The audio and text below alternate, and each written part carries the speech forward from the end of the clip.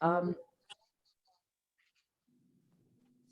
right. So first of all, good afternoon and assalamu alaikum.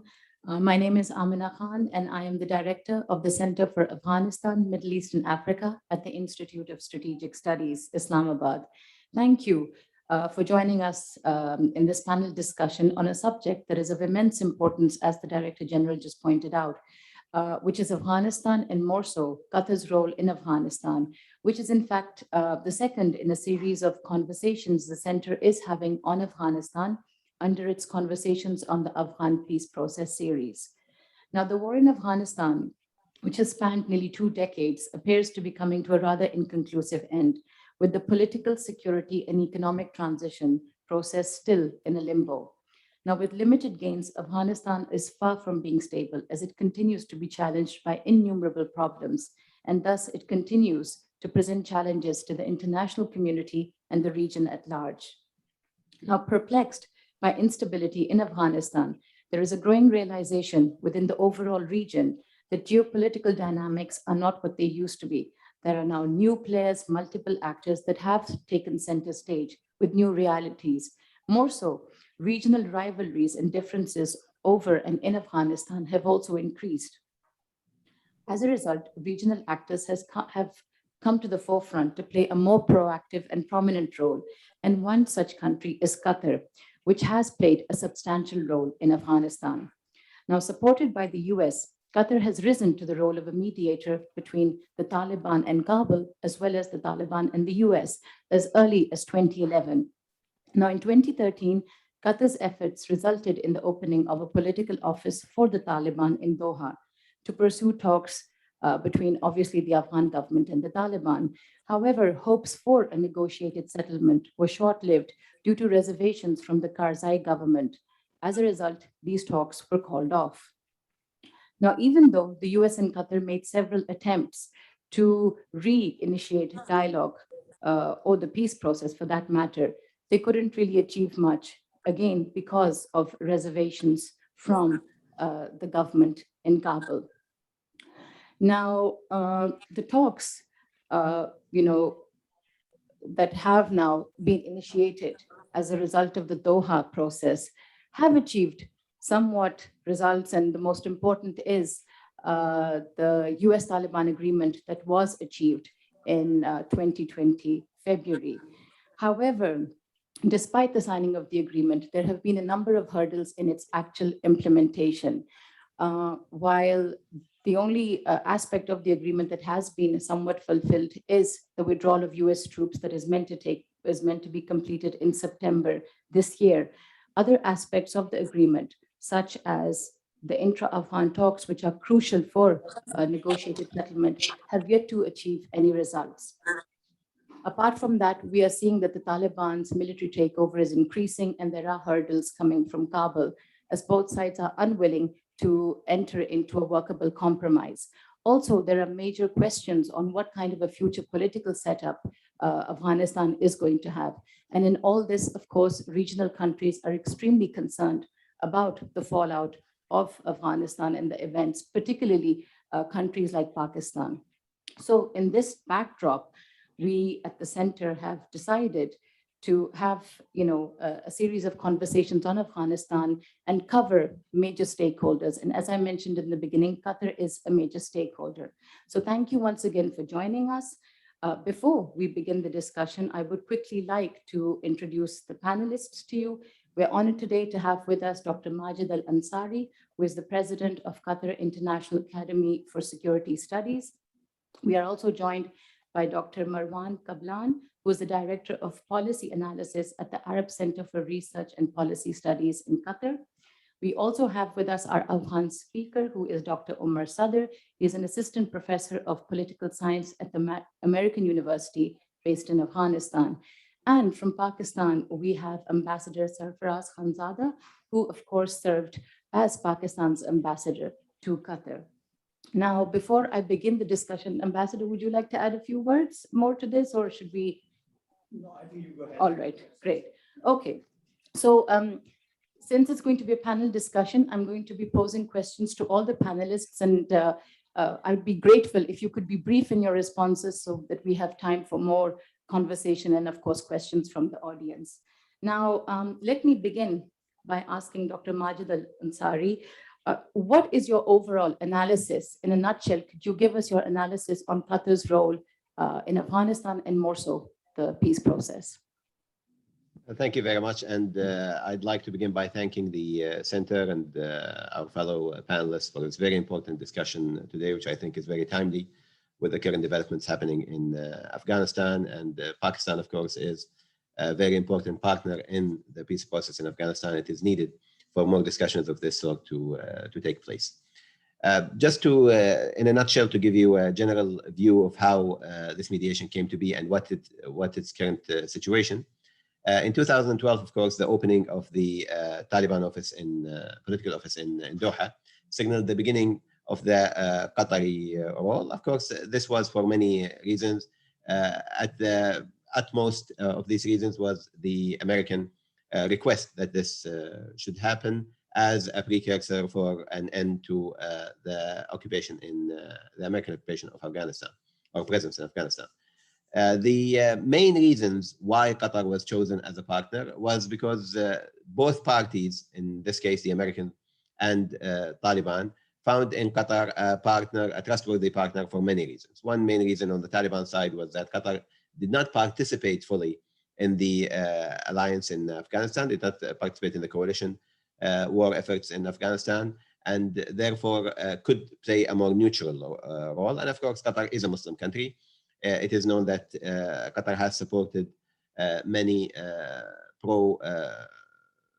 many Muslim countries in many respects, and therefore the Taliban found that Qatar would offer a good choice as a mediator.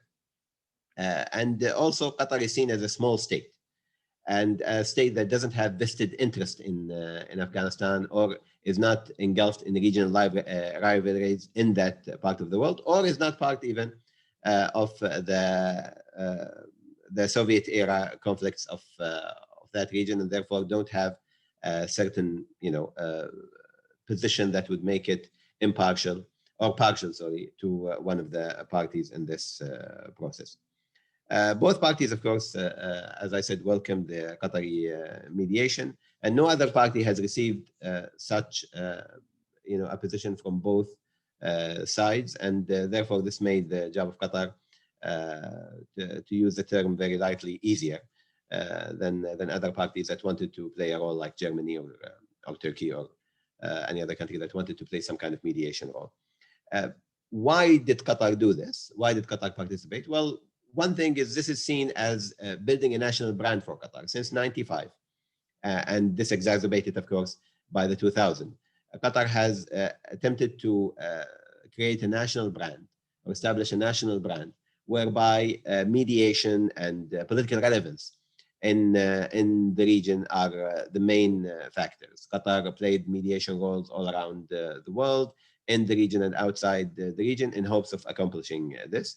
Of course, others would say that this is also a survival strategy. This relevance Qatar was creating with the Americans and with other players in the region would make Qatar an important partner that is worthy of support when times signal to the need for this kind of support. The main challenges faced by Qatar, and I will end with this, not to take so much time from the other panelists. First, of course, because of the sheer size of Qatar, there is a low capacity for coercive maneuvering. Qatar is not a regional power hub. It's not a superpower internationally, and therefore it doesn't have a lot of coercive maneuvering tactics at its hand. But this, the way Qatar has dealt with this from the government side, is to use non-coercive mediating strategies, namely because of the rich hydrocarbon resources of Qatar, is offering the carrot in the mediation process, like in Sudan, in the Darfur mediation, in Juba, in between Ethiopia and Eritrea, and also in the Lebanese case between the Lebanese warring parties in 2006. All of this was done through financial support of Qatar for the mediation process, for the outcomes of the mediation process. We have seen this succeed in many of these contexts. We have yet to see what kind of mediation efforts will be taken in the Afghanistan process, where Qatar would play a financial role. But it is expected that Qatar would participate fully and wholeheartedly in the post mediation process of development in the region. Let me just end with this idea. I think Qatar is at its position now, although the mediation is quite stalled for a while now, and between the Afghans themselves, there is very little agreement towards how the situation will look like after the Americans' withdrawal. But I think Qatar now achieving being an official mediator through the UN has also gained some supremacy over a main challenge that it was facing, which is finding that moral position and that moral supremacy that comes from such an official role that is accepted internationally. I will leave it at that, and maybe comment a little bit more on other questions. Thank you for that. Dr. Kablan, would you like to give your views on Qatar's overall role and more so the challenges that Qatar has been facing? Yeah, thank you very much for having me. Thank you for the Institute of Strategic Studies in Pakistan, to you, Dr. Amina, and to the ambassador, my colleagues also, who are taking part in this timely discussion about the Afghanistan peace process and the role of Qatar. As my colleague, Dr. Majid, has mentioned, Qatar's involvement in the Afghanistan peace talks actually is not something new. It did not start under the Trump administration. It in fact started under the Obama administration. As also my colleague Majid, Dr. Majid said, Qatar, the offices of the Taliban actually were opened in Doha in 2013. And because we all know that President Obama promised to end the US military presence in Afghanistan in 2014. That was the intention, at least under the Obama administration. There was a need to start talks with the Taliban because the United States wanted very much to establish some sort of stability in Afghanistan before it withdrew its forces from there. It did not happen, of course, because as Dr. Amina said, the government of Hamid Karzai was actually very much in opposition to these talks. They accused the Obama administration of duplicity or double-crossing them by starting some sort of a dialogue with the Taliban before they withdraw their forces from Afghanistan. And also Qatar played a role in the release of 5 Taliban leaders from Guantanamo Bay in 2014 for the release of an American soldier was captured by the Taliban in Afghanistan. So I think Qatar, over the past few years, managed to establish some sort of trust in its role by both the Taliban and the United States. And no one, in my opinion, was able to establish or have such a unique position by having the trust of both, because other countries who offered actually to mediate between the Taliban and the United States actually were either involved in the war efforts in Afghanistan, like, for example, the United Arab Emirates, which they bragged once that they killed from the Taliban more than the United States did, because we all know the role of the United Arab Emirates in the war efforts against the Taliban for more than a decade now. In fact, 3 key motives that are driving Qatar's efforts in mediating between the United States and the Taliban. Number 1 is that Qatar has established itself for many years now as a facilitator and a mediator in different regional conflicts. And Afghanistan is one of them. Of course, we can mention Sudan, we can mention Lebanon, we can mention Qatar's efforts in trying to bring together Hamas and Fatah in Palestine. Many roles that have been played by Qatar as a facilitator and a mediator. being a mediator is, as Dr. Majid said, is part of Qatar branding itself as a peacemaker and as a constructive player in a very unstable region of the world. The other interest is that Qatar is now, like many other players also in the world and the region, is interested very much in stability. We need stability because we are having so many failed states in the region. We have it all over the place.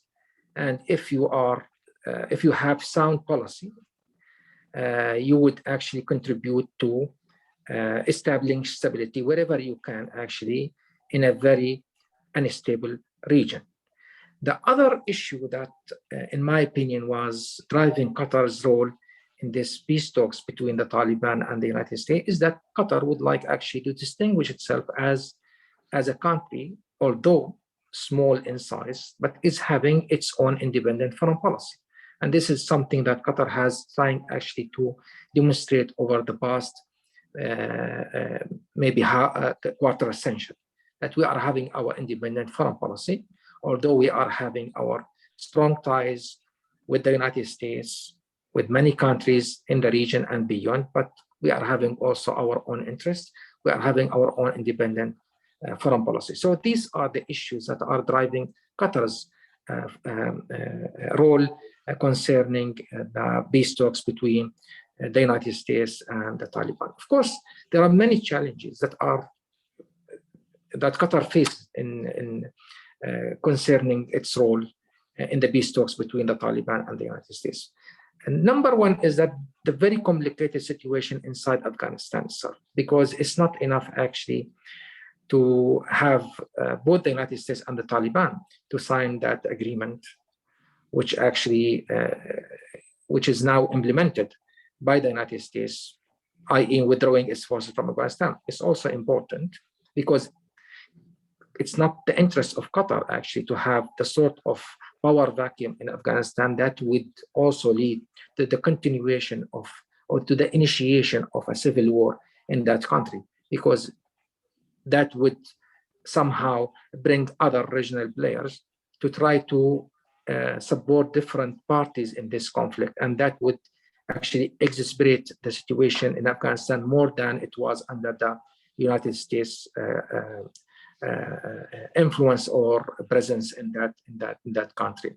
So the very complicated situation in Afghanistan is actually a challenge, because as we all know, Qatar is continuing its efforts in order to bring together the different Afghani parties to reach some sort of an agreement, a power sharing formula that would prevent the continuation of the civil war in that country. Another challenge is that there are so many regional players now in Afghanistan. Everybody is eyeing the withdrawal of the United States and is actually preparing to jump in and try to fill in the vacuum in Afghanistan. And that is also could create a very dangerous situation in that country. The third actually challenge is that there are other countries, because they don't want Qatar necessarily to succeed in its efforts in bringing an end to the conflict in Afghanistan. They are trying actually to undermine Qatar's efforts in that direction. So you have to deal with these issues in order to see the outcome that everybody actually is pursuing. Not everybody, but those who are interested actually in stability in Afghanistan are pursuing towards ending that conflict and bringing stability to that country. And I'll stop here, and I will be maybe expand on some of these points later during the discussion. Thank you. Thank you, Dr. Kablan. I think you've raised some very, very important points, which we will come back to later on. So let me now turn the floor to Dr. Omar Sadr. How do the Afghans view Qatar's role? Assalamu alaikum, and thank you so much. I would like to thank you and the Center for inviting me and including me in the session, and my greetings to all the esteemed panelists here. So let me also come first and flag certain points about Qatar's strategic goal or foreign policy, particularly in case of Afghanistan, and then go on to evaluate how policy evolved in Afghanistan, to what extent they were successful or not. As some of the colleagues pointed out here, I think there are four main goals that Qatar perceive when engaging in Afghanistan. First of all, as it is repeated many times, Qatar tries to create certain form of image and identity, which is around this idea of diplomatic powerhouse, where it could offer up its services for international peace and security. So certain cases that which was highlighted, Darfur and Sudan, between Hutus and Yemen, and case of Lebanon, and most recently here in Afghanistan. So these are the cases that Qatar has tried to play a kind of constructive role as it was announced so far concerning peace. The second one is, I think Qatar also is interested to and certain form of personification of itself as an interlocutor between the West, of course, United States, and Islamic countries, particularly Middle East. So in that case, it's somehow very pragmatic for foreign policy, where Qatar is trying to bridge this gap, as well as at the same time tries to ally itself and build certain form of friendly relationship with the United States. Third is, of course, we understand that Qatar identity in Middle East and the Gulf is also was under influences of Saudi Arabia.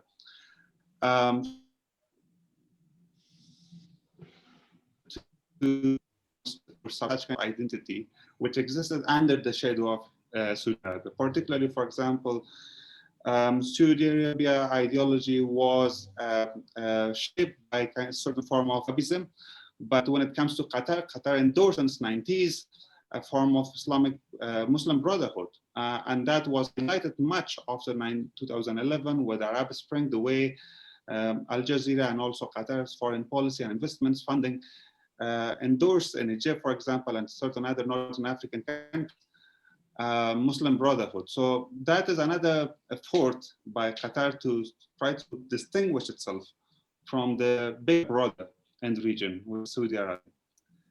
And finally, also it also wishes to brand itself by playing certain proactive role and regional dynamic as well as international dynamic, while this was shifting, of course, after the current Amir Tamim since 2013, because there was so much internal pressure. So he tried to shift from very much proactive regional and international engagement towards internal dynamics. However, so far also wishes to brand itself or identify itself as a certain form of global power by engaging into the peace or mediations in certain forms.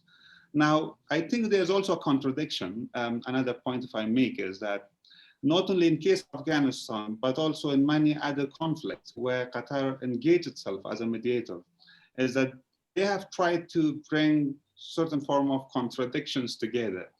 For example, in case of Afghanistan, most recently, while they host the Taliban, at the same time, they also offered the United States a space to train National Army of Afghanistan, right? So, so that was the case with many other earlier historical cases also. For example, while Qatar is hosting an office of investment, trade office of Israelis, but at the same time, they have opened the office for Hamas. And while, for example, the United States was engaged in global war on terror in Afghanistan, and later on, it went to war in Iraq, Al Jazeera was constantly broadcasting about these two wars and providing a kind of negative image of the United States. But at the same time, they also offered the United States a military base, air base in Qatar. So these are all contradictions. So that's why somehow neutrality, which was earlier mentioned, and also credibility, has been somehow damaged here in Afghanistan by playing both sides, right?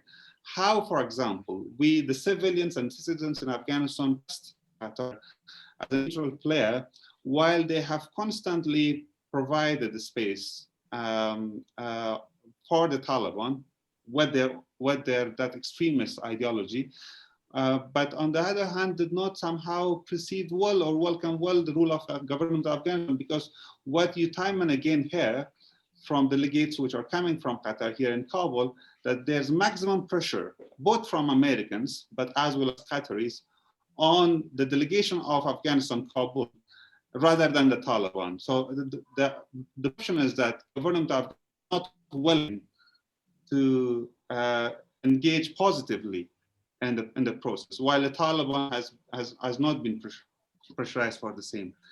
Anyway, so I will stop here, but probably in the next round, I will highlight a few other issues. Thank you. Great, thank you for those remarks. And I'm sure a lot of questions have already been raised regarding your remarks. Let me now turn to Ambassador Khanzada. If you could give us your views and moreover Pakistan's views on Qatar's role, because they have been working together extensively on this front.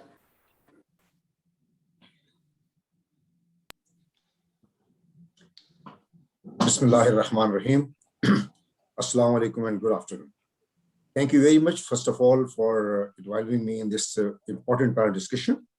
And I believe that major talking and major discussion would be the role of Qatar in peace process of Afghanistan.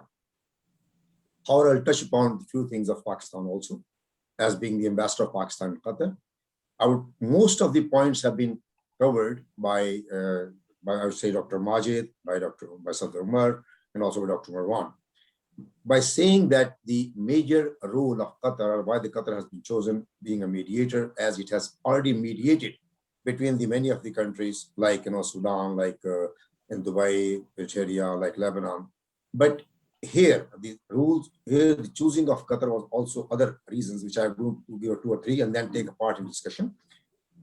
First of all, let me just tell you, because I'm one who is outsider and was posted in Qatar in 3 different eras.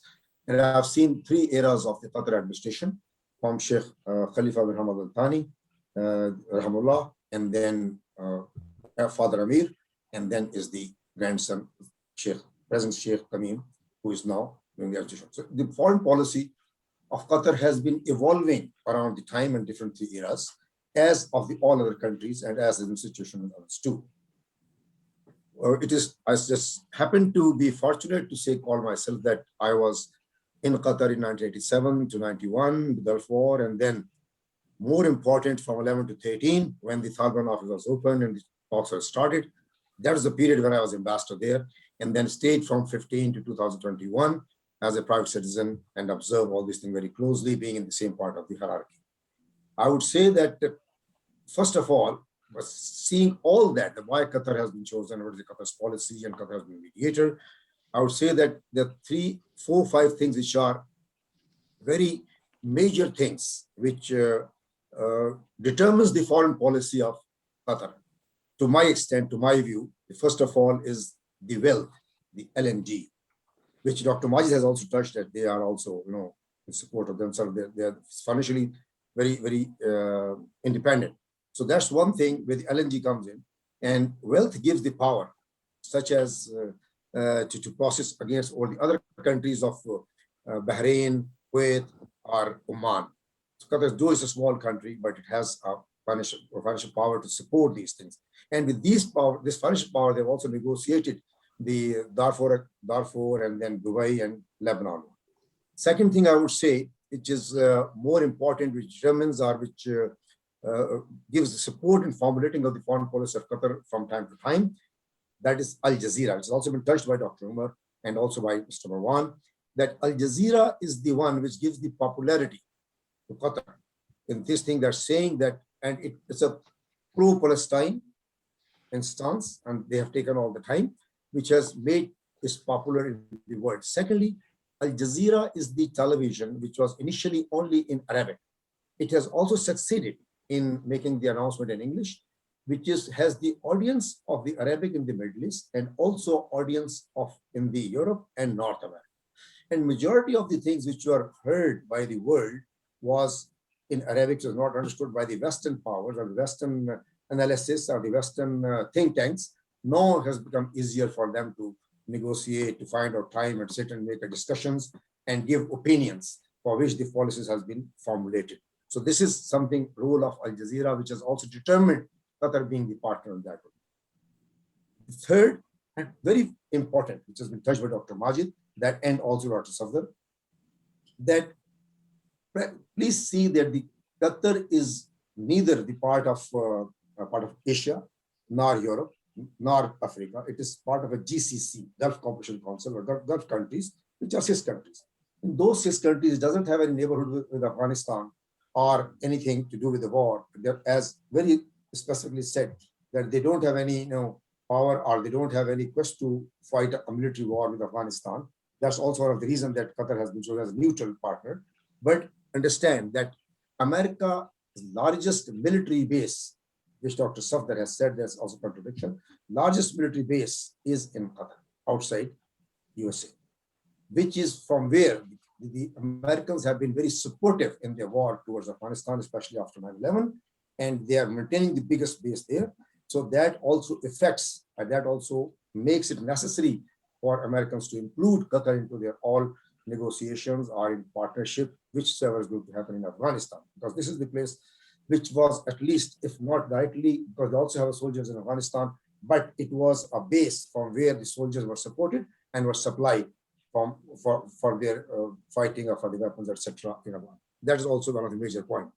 Third, I would say, as been described, that FIFA, Qatar is also a host of a FIFA, as said by Dr. Umar, Dr. Fawan, that most of the countries, which are Gulf countries, which are playing a major role, they did not like that how could Qatar, being a smallest country, can win that FIFA hosting in the country, for which is not only going to support them, it is also, it's not only oil and well, but it's going to support financially, and it will be diversifying the economic support to Qatar. That's also one of the major things which has been not taken by very positively by the countries, neighboring countries especially, which are larger country in terms of, I would say, in size and in population. Then is the Qatar Airways. Qatar Airways has also gained a good popularity and has, is flying all over the countries, cities of, I think, 114 countries of the world. And Qatar has gained a very global place and global hub by this Qatar Airways, and it also intensify in their economy, other than the oil and the gas. So these were the few factors which were determining the foreign policy of Qatar from time to time in evaluating this one. I would now say that choosing of the Qatar, as I already said in history, we don't have to go back, that what has happened, how it started, how things are happening. But in 2011, when why America decided to open talks on or make up Qatar as a partner in negotiation or make them the center of Qatar, as I said, Dr. Baji, it could be Germany, it could be any place of London. Why Qatar?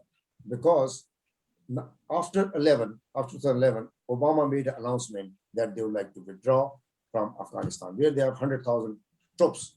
And it's not easy all of a sudden to get up for the country and withdraw all their military, with their military powers and equipment and money being inducted there. It was under the pressure that they, to win the election and then to support, he said that they'll be withdrawing the forces. Just to withdraw the force, then what would he do? How would they withdraw 100,000 people in the country, where the country, if not a government, but the people of the country, which are war trained, which are very well trained for the last 10 years in the war, 20 years in the war, could play havoc with the withdrawing forces. So they would like to have the safety also. So for that reason, they require a negotiating table. Or any war, any conflict in the world, they have to end, have to come to a conclusion on the table. By military, you can just kill many people. You can make a dumb of people, but finally, to establish, to settleize, to let them go further, you require a negotiation. So American required a negotiating table, and negotiating table, if they could think around in the world, as said before by speakers, that it could be very, if they wanted to find somebody who is more aligned or who is more has soft towards American, towards the West, acceptable economically, financially, militarily, and generally, and plus should not pose any objection or any anti-war things against America, and acceptable to the West and the other 22 partners also, or 48 partners of the NATO forces. That could be a Qatar. So in Qatar provided them a negotiating table after the war. This was one thing, but it was, I would say that, I would not be wrong to say that it was probably handpicked after seeing all these things, that how Qatar could play a better role in negotiating with Afghanistan policies. First of all, Qatar, by opening of an Afghan office, Taliban's office in Qatar in 2011, the Afghan government itself went against them. And I was present there when in resistance, they unannouncedly withdrew their ambassador from Qatar, and he went to Afghanistan when the announcement was made to open the Taliban's office in Qatar. Then they became anti after the killing of Bani, the chief negotiator, and many other things, and then not swap war of the people. So things have disturbed it because of the negotiation, or our negotiations were not being continued on that one. Finally, Qatar role was in three different things. First of all, I will say they have mediated. They have mediated in bringing the US and Taliban in Doha agreement, which is signed on February 2020, which was not possible because Taliban, from the other side, Taliban's side Qatar is more acceptable to the Taliban's because of their office, because of the negotiations, because of their involvement, because of several rounds of talks is happening in Qatar. And the majority of the people are also based in Qatar, so that they could listen to Qatar more patiently and more objectively than other countries. This was one role which Qatar could have played, other than which could not be played by the other countries, because of the many things that they have been doing for Taliban. And secondly, they had a very softer view towards the Islamic Brotherhood, towards Hamas, towards Palestine, and is all so way the Taliban are also very close to them. So they thought that Qatar is also a kind of a partner in that of understanding. It was perceived that way, that they're a kind of a partner. They have the same agenda to pursue if the Qatar could talk to them. So this was the second, which is a very important point. And third, I would say that finally we brought the more the acquisition of the President Donald Trump to Qatar, that was very supportive towards the Saudi and towards the Emirati allegations against Qatar. They thought that Qatar has thought that no, it is the time that it should be binding themselves more towards the more powers and take more part in that one, so that they can regain and they can get more favor, or they can be seen more softly towards the Western and towards the Americans, which was America was totally against Qatar before, but after providing them the table, talking to Taliban, bringing them on the table and negotiating their things and supporting in them, this has also given a softer view of West towards Qatar. So this is something which is very important to say that why Qatar has played a role. Thirdly, after the withdrawal of the forces in September, whom would they have over the power? Well, who will run the power? They trained the military, but hierarchy, which is to run the government or diplomacy, is still not that powerful, which could run the country independently by Taliban. And they're all West and America itself also afraid that, as they said, they make Islamic Emirates. Taliban is going to make, and the Islamic law is going to be implemented, for which the whole world is fighting that war. There's no woman right, there's no education, there's no development, there's no social development. How the Taliban living that? So this is how they think that probably Qatar is the one which could play a very moderate or supportive role in reorganizing or in convincing them. And I would say that it will not be out of place to mention that Qatar has opened a Qaradawi Center of Islamic moderation and renewal in Doha.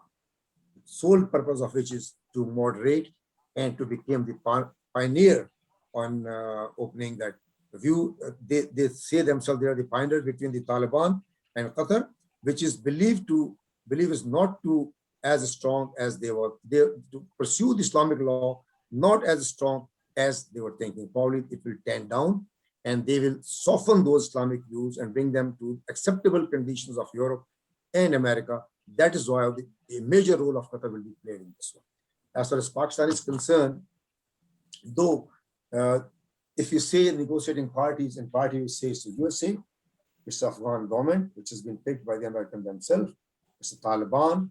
It's the Qatar. I've given you why Qatar, all that. And Pakistan is being, I would say, that observer partner.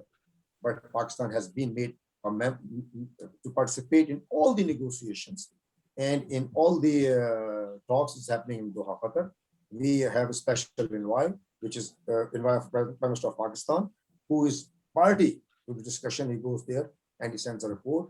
Though we do not directly influence or directly take part in the discussion, but certainly we are observers.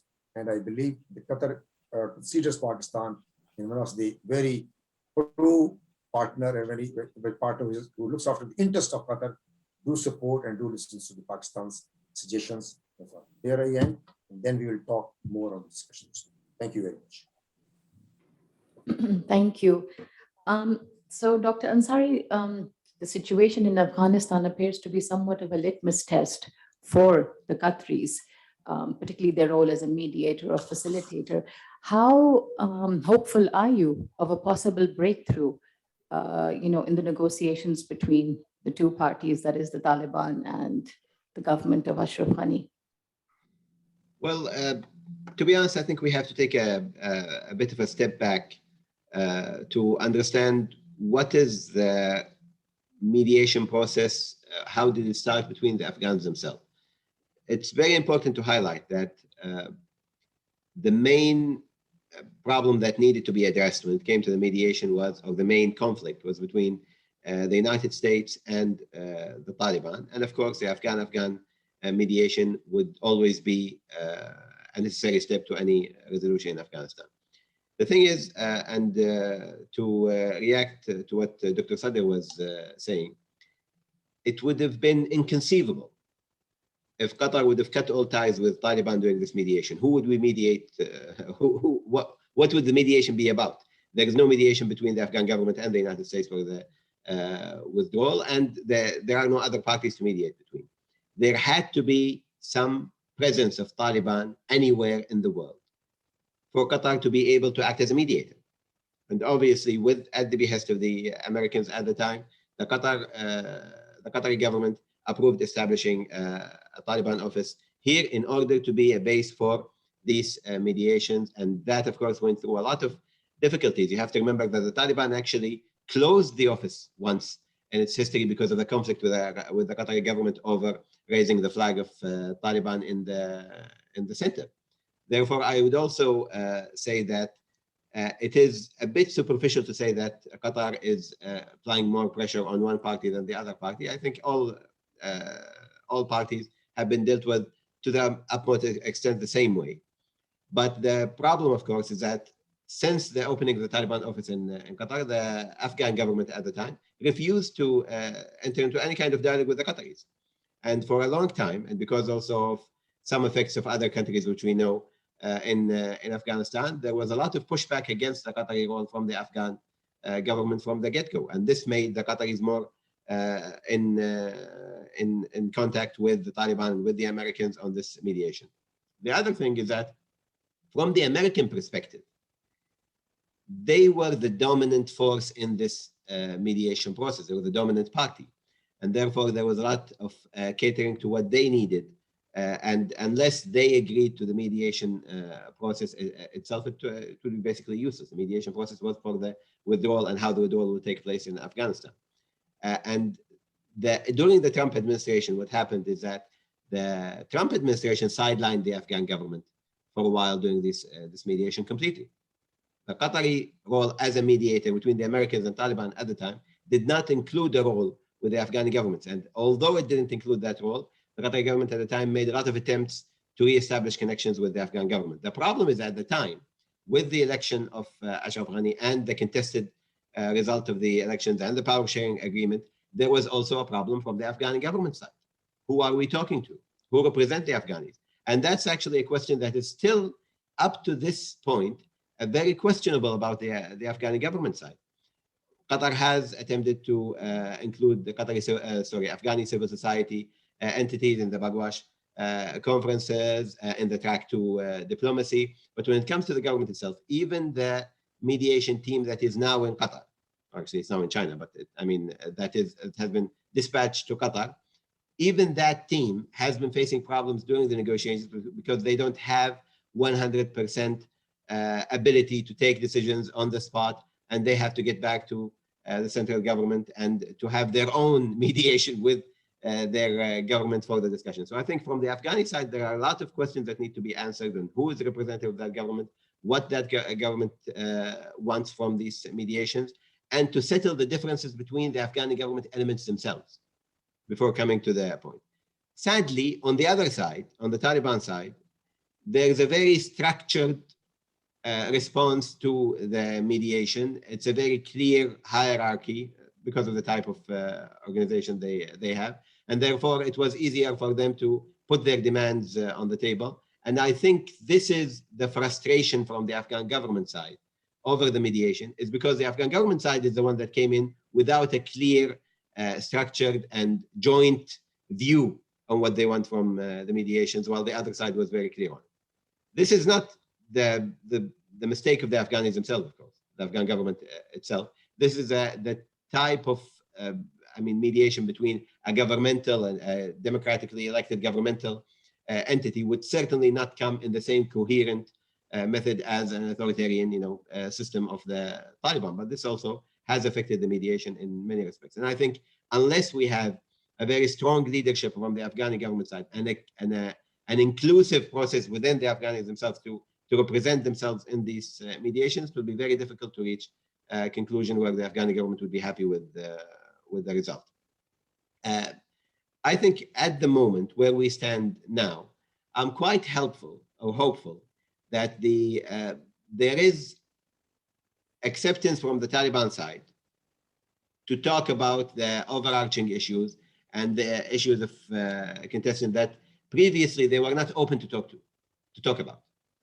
Even things, as Ambassador Khanzadeh said, even things about the Islamic laws and how they will be implemented. A lot of things were red lines for the Taliban are now in negotiation, and the Taliban are willing to talk about it. The important thing is that for the other side, the field in Afghanistan needs to be represented more inclusively. Everybody needs to be part of this process, and there needs to be a clear mandate for the negotiation team that is based in Doha. I think the main difficulty will be post the withdrawal of the Americans, how both parties from the Taliban side but more from the Afghan government side, how we will see a clear line of thought, mainstream ideas towards how the system will look after the American withdrawal. Because right now, I don't think it's very fair to say that we have two parties, the Afghan government from one side and the Taliban from the other side, and they are negotiating ideas. There is conflict within the Afghan government camp. There is also conflict within the Taliban camp. So I think the main challenge we will be facing or Qatar will be facing as a mediator is now to make it an Afghan-led, Afghan-owned process post this point. I think it's very problematic for the mediator to come in as strong-willed and to push for certain ideas. It is very important for this process to be Afghan-led, and Afghan-owned.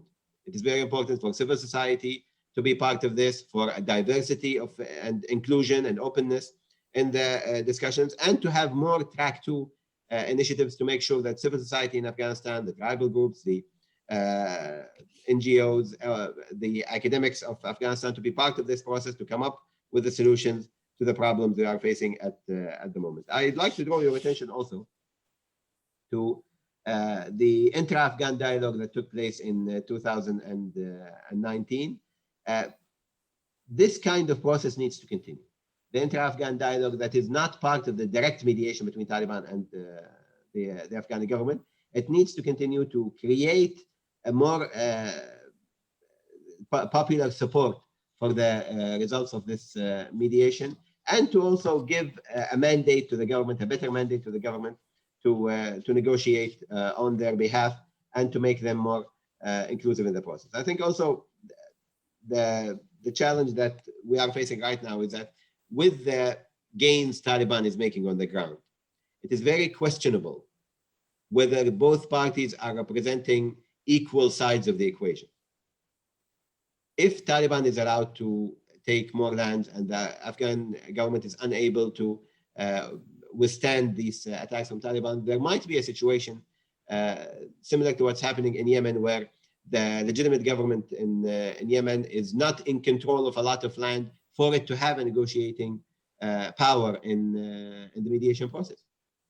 So unless there are changes on the ground and the government makes gains and strengthens its ability, its organic ability to withstand and to control its areas, this will affect obviously the mediation process. At one point, the Taliban might say, "Hey, listen, you don't have a lot of cards on the table. You have to agree with whatever we are bringing to the table." The mediator has no power over these issues. We cannot go in the field and say somebody has to leave this region or that region. What happens in the field will affect the mediation table very strongly. I'll leave it at that and look forward to hear what the other panelists would like to say. Thank you. Now, Dr. Kaplan, since Qatar has been hosting the talks as well as the Taliban for quite some time, the question does, arise as to the extent of leverage Qatar does have on the Taliban, the group itself. And what will Qatar's stance be in case the Taliban do go for a complete military takeover? Because that certainly cannot be ruled out.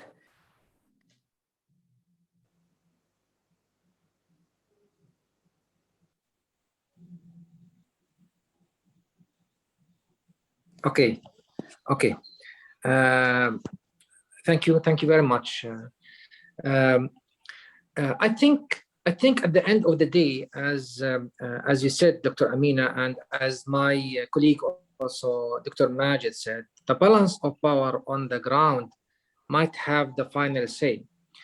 After all, Qatar doesn't have the leverage actually over either the Taliban or the government of Afghanistan to reach a power sharing agreement, although that is the hope by most of those actually who are trying to prevent Afghanistan from sliding into another lengthy civil war. Right now, what I see is that the Taliban, let's put it this way, uncertainty seems to be is the name of the game in Afghanistan in the coming weeks and months, because we don't really know the intentions of the key players within this conflict. We don't know what is the intention of the Taliban. Taliban, we all know, might has the power actually to take over most of the country. But it seems to me also that Taliban has learned from the experience of the past 2 decades, actually, and they are trying to assure the international community that they are not trying actually to go back to 1996 when they actually stormed Kabul and took over government in Afghanistan, because I'm not sure if the world will accept a new Islamic Imara in Afghanistan right now. And the Taliban seems actually to give, by acting very carefully on the ground, as I said, assurances to the international community that that is not its intention. We don't know if that's going to be the case after the full withdrawal of the US forces from that country. So we need actually to know what are the exact intentions of the Taliban in the coming weeks and months. We don't know the role of the United States. Will the United States abandon the government of President Ashraf Ghani altogether? I see the United States is moving or shifting its position more like into becoming, or into taking a middle ground between the Taliban and the government of Ashraf Ghani. This is what I see from the US policy right now. It seems that the Americans would like also to play a role of a mediator rather than being part of this conflict. a mediator between the Taliban and the government of President Ashraf Ghani in order to convince both actually to come to agree to a power sharing formula and prevent the slide of the country into a civil war. And not only that, but that is also another interest by the United States, preventing other regional powers actually from jumping in and trying actually to expand their influence in Afghanistan. Everybody now is watching 5 key powers, maybe 6 key powers that are trying actually to build up their influence in Afghanistan and taking advantage from the withdrawal of the US forces. We see Russia. Russia is becoming more assertive right now.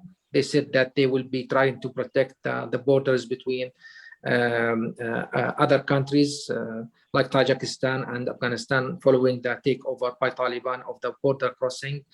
We see China is jumping in right now because China is saying that we are concerned that some elements from the Islamic Turkestan party are moving now from Syria to Afghanistan. And we all know actually that the proximity between Afghanistan and East Turkestan or Xinjiang in China and the Uyghur problem in China. We have India now, which is trying actually to become a new player in Afghanistan. You have Iran and we have Pakistan. And there is another player now, which is Turkey, which the Americans are, we know this agreement between Turkey and the United States for the protection of the Kabul airport. So the Americans actually, they don't want Afghanistan to become one more time a playground for these different regional powers, because that will undermine 20 years of American efforts in that country. So I think this is why I see the Americans moving into more like a middle ground between the Taliban and the government of Ashraf Ghani, and they are pushing towards having a power sharing agreement between these two parties. Apart from that, I don't see actually much leverage by a mediator like Qatar, because as we said, actually Qatar doesn't have enough leverage to force Taliban or the government of President Ashraf Ghani to agree on a peace deal between them. That might be actually highlight the limitations at the end of the day of the role of a mediator, not only Qatar, but any mediator. At the end of the day, it depends on your good offices, on your ability to convince rather than force the different parties to a conflict, to come to the point where they see in their agreement that peace is, or they would be better off if they agree to peace rather than actually carrying on with their conflict. So we'll see actually in the coming weeks and months how things are going to evolve inside Afghanistan. What role the United States will be playing? Will they shift, as I said, to a middle ground and become a mediator between the Taliban and the government? Or will they actually offer more support to the government of President Ashraf Ghani and remain involved in the conflict, but indirectly by providing like an aerial cover, for example, for the government forces, like that, very much like the situation in Syria, where the United States is providing air cover for the Syria Democratic Forces who are fighting ISIL in Syria. And also, since I mentioned ISIL, we need actually to know what role is ISIL going to play in the coming weeks and months in the conflict in Afghanistan. We all know that Taliban is trying actually to establish itself very much as an anti-ISIL movement in Taliban, and is trying to assure other players that they will not allow ISIL actually to act from in the country against the interests of other players. So all these issues we need to be monitoring carefully over the next weeks and months in order to see how the conflict in Afghanistan or the peace process in Afghanistan is going to evolve. Thank you. Now, Dr. Sadr, there is, I think, a growing consensus that while regional countries, can play their role, at the end of the day, they can only do so much. And, the onus is being put on the Afghans to push towards some workable framework, which obviously we're not seeing. And amongst the spoilers or the hurdles involved, time and again, the Kabul government's name comes up where there is unwillingness clearly from Kabul side to push towards some sort of a future political setup. So what are your views on this? Because many feel that the biggest obstacle to the peace process is in fact the Afghans themselves, and then more so divisions within the Ghani government, because that camp is also divided. So your views on this?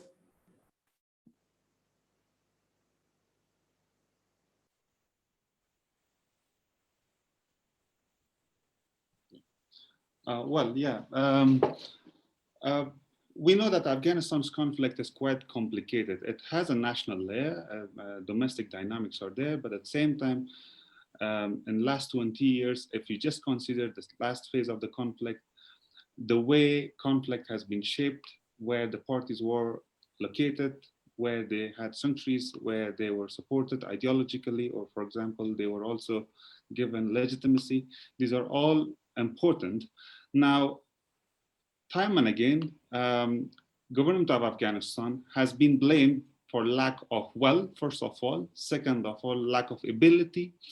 Because as you mentioned, they are fragmented, they are disunited, and also so on and so forth. This was somehow highlighted by Mr. Ansari also.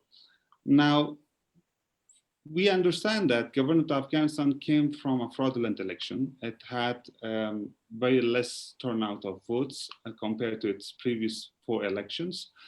We also understand that the outcome was contested, and unfortunately, President Ghani, who has tendencies of authoritarianism, who is so much technocratic, bureaucratic, but at the same time, he doesn't have the capacity to create a consensus. Because we understand that the portfolio of peace and the talks were given to Abdullah following the post-elections. Now, constantly, President Ghani tried to distract the process or do not allow Abdullah's office to at least lead the process independently.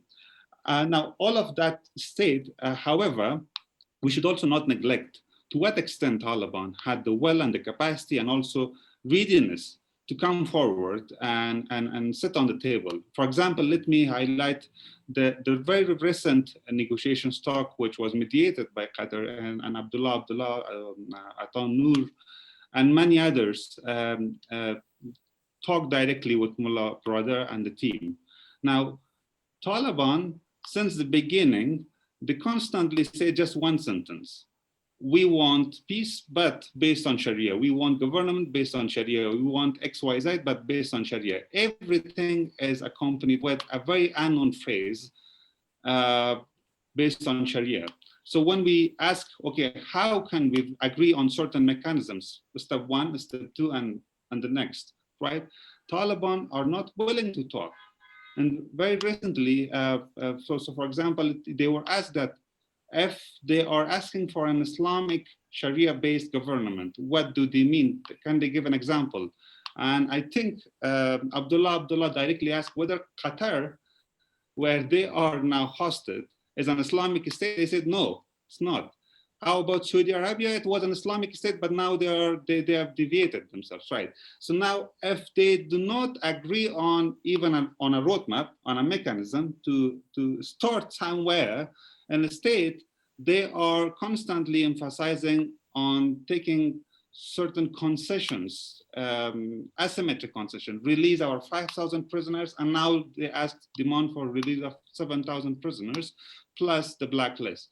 On the other hand, what they have given so far, at least government of Afghanistan has come up and put a step forward on certain issues, on ceasefire, on release of the prisoners, on even acceptance of finally their Qatari office. Because we understand in 2011, Qatar government did not consult at least government of Afghanistan. So it's a state-to-state relationship, and in a state-to-state relationship, at least you need to respect sovereignty and autonomy of a state, right? You are inviting a non-state terrorist actor. Of course, well, we understand that you want to mediate and do something good. However, the legitimate government should. So I think that now, at the moment, yesterday Kabul hosted a high-level meetings with internationals, including Europeans and Americans, and at least in that meeting, we observed a cohesiveness. Because now at least it is the threat of Taliban is tangible. Taliban directly threatens order in Afghanistan and the region and the state structure. And unfortunately, I think most of us, we in Kabul and our friends in Qatar, somehow we misunderstand Taliban's identity and their history. Taliban are not like any other Muslim brotherhood that Qatar engaged with. They are coming from a very conservative, radical, dogmatic, South Asian ideology of Deobandism.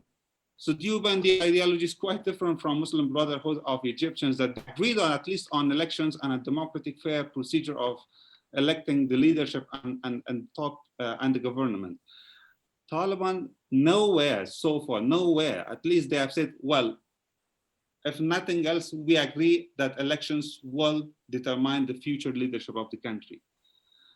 So that's why we need to understand the Taliban. Secondly, their cohesion.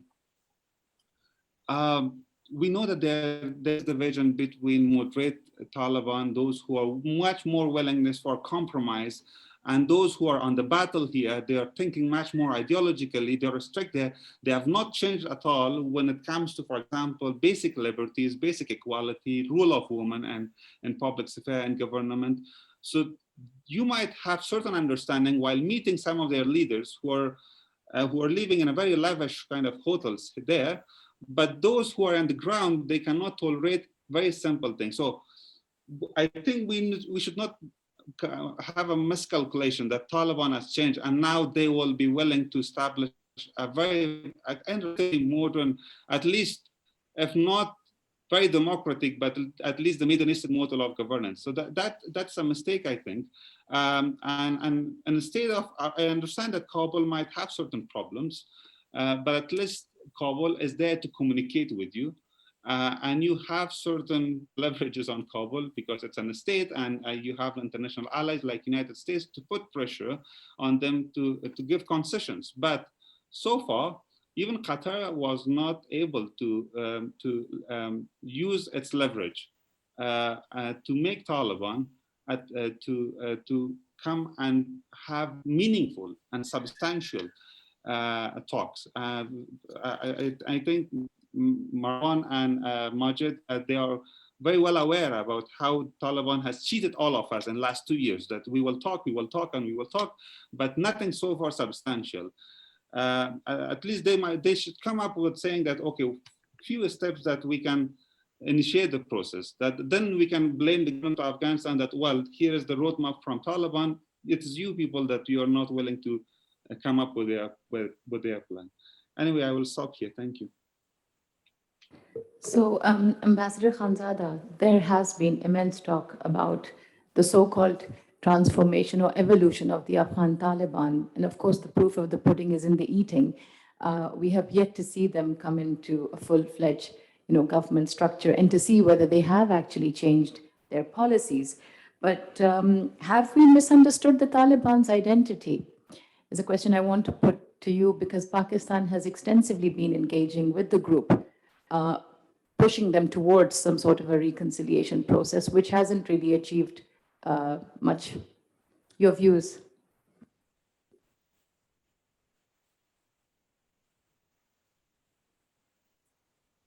Thank you very much, Amna. To some extent, I do agree with Talib and other speakers, the Majid other speakers, but I have some different things to talk. But please think that it is just a discussion and maybe it benefits us from that one. First of all, we cannot say that the Afghan Taliban government is a fraudulent government. Though they had election, always election has been happening there. And majority of the countries, elections are like that. They're fraudulent. They have been supported by some government. They've been in power since 5 years. They're getting the government aid. They're running the country. So it is the government which just has the support, full support of Americans, and that's how it's come to power. Secondly, I'll just narrate one thing, but it may not be misunderstood or taken one thing, please. It's very interesting. I was witness to one meeting with Saudi King Abdullah Rahimahullah, with Ahmadinejad, the president of Iran, was visiting him, and he narrated. He says, Your Highness, now in the Islamic world, we are two heads. One is Iranian and second is a Saudi. He says, King Abdullah immediately said, hold on. In the Islamic body, no two head. Anybody which has two head is a sick body. One head has to be cut. So I would say that please take it that way. Any country, have you seen in the world where there are two head of states? No, but there are two head of states in Taliban government. That's how the Americans are mediating, are turning down, are supporting, are becoming negotiators, are towards lighter restrictions towards the Afghan government, which they've chosen themselves. They've kept two heads of the states, right? One is Abdullah, and second Ashraf Ghani. And secondly, their fear is very, very genuine. Then after, if the Afghanistan Taliban, they take over and they have the all support of the government, the world and the powers, as they are negotiating, they're on the table, they've been identified. 2020 agreement has been ratified by 22 countries by the Security Council. So it's an entity. It's no more a Taliban or Mujahideen. Please understand that. It has been accepted by the world that way, which has been signed in Doha and endorsed by the 22 countries, and 48 countries which are there have almost majority of them have withdrawn in favor of Taliban. And so that is one, it is that Talibans have the powers, and there's no balance of power between Taliban and the Ashraf Ghani's government. Talibans are militarily have a significant gain now. They cannot take by power. It will not be in favor of either Afghanis or any other country, which are other major powers, which do not want that Taliban should take over and should implement everything and should make a like Islamic State one thing. So there has to be some balance way of mediating and balanced way of running the government, for which the Qatar is in a power to give them the roadmap, or as I said, the Qardawi Center. So mellow down, because Talibans do listen to the Qataris in that extent that they go close to them by understanding Islamically that yes, they have to tone down their level of Islamic laws, Sharia laws, not 100% as it is, as Dr. Safdar has said, is neither in Qatar nor in Saudi Arabia, nor anywhere in the world. But at least in Qatar, I would say, where I lived for 10 years, they do follow the Islamic laws in the courts, do implement the laws. Certainly, they're not beheading anybody, but at the same time, there's such a good fear and such a good implementation of law that people do not tend to break those laws. That's something which is very, very good in Qatar. So, though it's not Islamic law, but yet 100%. But same way, the Qatar want that it should be turned down. But now, let me tell you one thing more important here and underline. It's my personal view, I perceive that way, that after the blockade is finished by the neighboring countries, the Qatar instance or Qatar do not have that trust on the Taliban. Taliban do not have that trust on Qatar also, because Qatar instance have been little bit changed towards the American side, and towards the one side, and towards because they do want Taliban to also come to negotiating table and tone down their level of Islamic laws. So that trust which was there in Qatar prior to the blockade of Qatar, after opening of the blockade of the Qatar, is no more there between Taliban and Qatar. This is my personal understanding. I may be wrong on this one. Somebody can negate on this one. Thirdly, I would say that there are balance of power is already been shifted in the favor of Talibans. it has been perceived and been seen that, can you understand, I just was watching the interview of Taliban's political officer sitting in Qatar. He gave an interview to Al Jazeera, very good interview of 30 minutes to Mr. Osama Javed, in which this question was asked, that what do you see, of how you see the forming of the government? He says, world has already seen before, when the portion of the Taliban's, when the country of Afghanistan was under the control of Taliban, how good it was. There was no sexual assault, there was no sexual harassment, there was no theft, and we run the country very nicely in the portion of the areas of the villages where the Talibans were commanding. So he says, if we can complete and we can negotiate, we can give the example of our command in that areas in that period. Certainly, if we can take over, people have the trust on us, and we can run the government accordingly. And this has been understood. He says this is all those things. There's no woman power, will be legislated, and economic will not run that finally. He says in his words that it is all a propaganda by the intelligence agencies of Afghanistan against Taliban. And I can assure you that Taliban are also saying, after fighting of 20 years, I think they're also tired. And they are also muhajirs in other countries, in Iran, in Pakistan, in Turkey, and the hierarchy in getting support from Qatar, earlier from Saudi Arabia. So they're also tired. They want to settle down now, and I believe they will tend down, and they will come to a table, and intra-Afghan dialogue will start. And I'm very sure, with the grace of Almighty Allah, that inshallah they will succeed in convincing. But at the same time, there is all hue and cry from the Ashraf Ghani government, because they have no future. Where would they go? What is their base? They would, if one Ashraf Ghani even do not have a polling station from where he can win, where would he go? He has to run back to places come from. So that is why all negotiation, all negative things are said against Taliban. And I'm sure if they can negotiate, they can go for 10 years, those things. And they are not those Taliban, those not Mujahideen, which are 40 years back. They are those with Taliban, which is complete generation. 40 years is enough to change the generation. They all speak a very fluent English. They're all very well read. They're all doctors. They know the world's things. They do not speak a single word while sitting in Qatar. They speak in Arabic, but they all understand very good English than you and me. They're very well read. They're very understood. They know how to. They've read all the norms and rules of administration, how to run the country, how to run the district, how to run the elections. They know all this. So I think we have to give a chance to them. But Qatar has to play a very important role, and especially that Qaradawi Center, to tend them down so that it's acceptable by the other part of the world. Only then Afghanistan Taliban would be successful, and they'll have a government which is acceptable to the Afghan people. Thank you. Thank you. Well, I wonder if all the panelists share your optimism about how the Taliban have evolved. I'm going to open the floor soon for questions, but I do have 3 last questions, and then this is to Dr. Ansari. Now, there have been reports of Qatar facilitating an interaction between India and the Taliban. So if you could give your views on this and, India's role in Afghanistan, considering the sensitivities that come with Delhi's role.